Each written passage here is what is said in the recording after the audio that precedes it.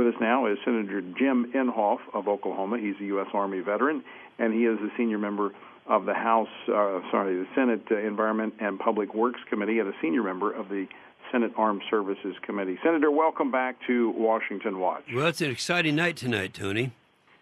It is. What are you anticipating to hear from the president? Well, I have my areas of kind of specialty that we've talked about before, but one is that I think he's going to skillfully be able to show the American people what has happened under the last administration to our military. I mean, I don't know how far he'll get into it, but just as an example of our ground brigades, only a third of them can be deployed because of maintenance problems. Our F-18s, only a third of the F-18s can be flown right now because of maintenance problems. Then we've got people out there on November the 28th, they demonstrated very clearly in North Korea that they can range the United States anywhere in mainland United States. And, we've had several hearings, including one this morning, on that issue. So I think what I want to hear tonight, and I think we will hear, he's going to remind the American people as to what has happened to the military and why that should be our number one concern.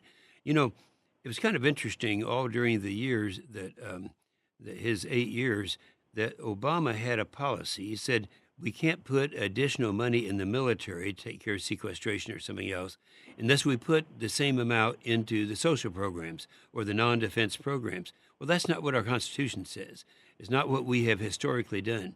I can remember when we always spent over half of our revenues on defending America, and it's down to 15% now.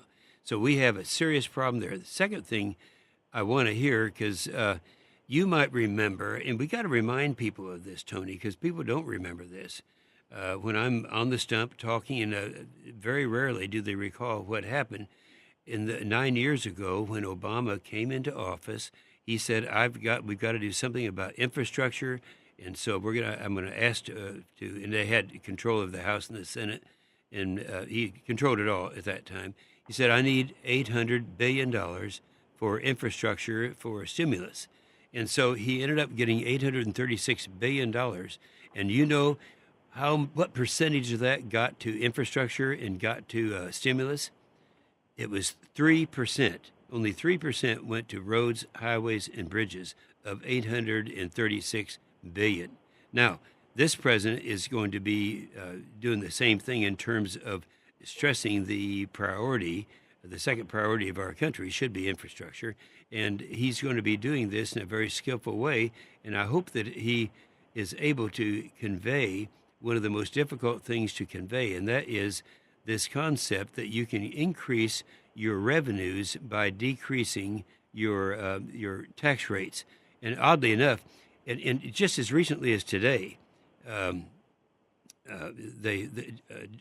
they were touting this thing, saying how much money that was going to cost us for the tax cuts, when it was actually Kennedy back in 1962 who said we need more money for our Great Society programs, and the best way to increase revenue is to decrease tax rates. And remember, that was when he decreased the top tax rate.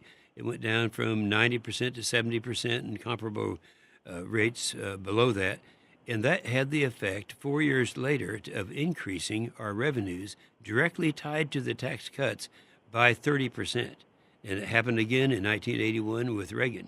So we know that is the way the result that we're going to have from the economy that's actually come alive. And for every 1% increase in economic activity, it increases your revenue by somewhere around $3 trillion.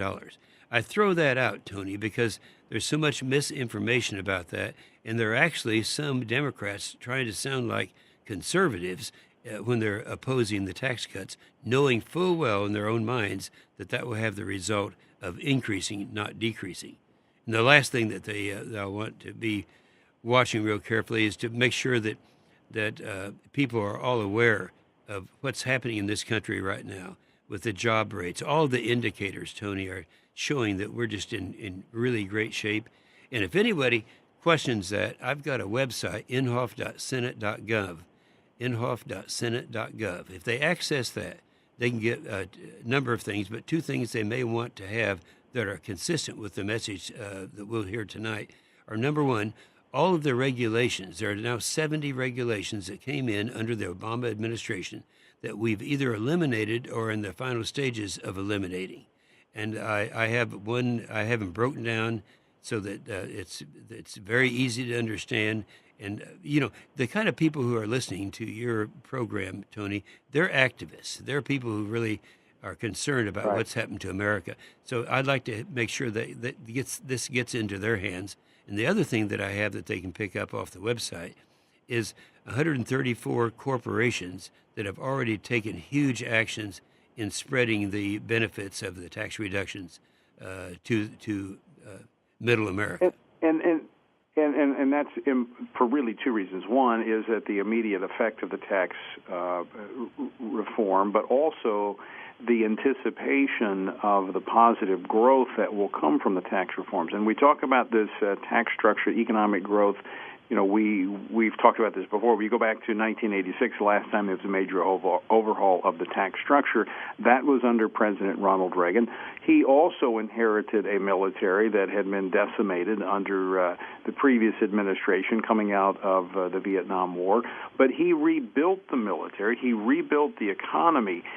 He cast a vision for strength, peace through strength. Do you think that we're going to see similar themes and casting of vision from Donald Trump, that we have to rebuild the military given the state of world affairs today? Oh, and he's already doing it. And of course, using the through strength, that's he quotes Ronald Reagan quite a bit.